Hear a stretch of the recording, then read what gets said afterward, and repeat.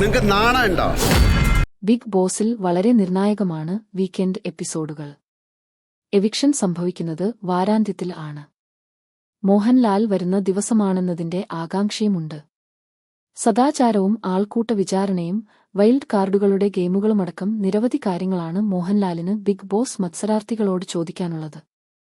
ഈ വിഷയങ്ങളെല്ലാം ചർച്ചയാകുമെന്ന് സൂചിപ്പിക്കുന്ന പ്രൊമോയും പുറത്തുവന്നുകഴിഞ്ഞു. എന്തൊക്കെയായിരിക്കും വീക്കെൻഡ് എപ്പിസോഡിൽ പ്രധാന ചർച്ചാവിഷയങ്ങളാകുകയെന്ന് നോക്കാം.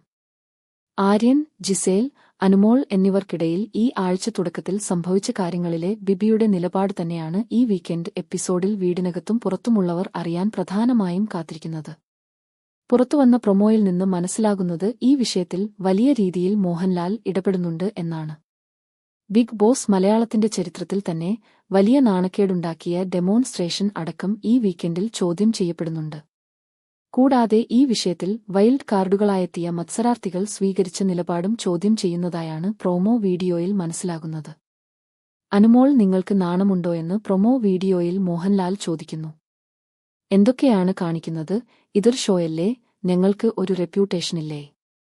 ഞങ്ങൾ ആരും കാണാത്ത കാര്യം അനുമോൾ എങ്ങനെയാണ് കാണുന്നത് എന്നും മോഹൻലാൽ ചോദിക്കുന്നു.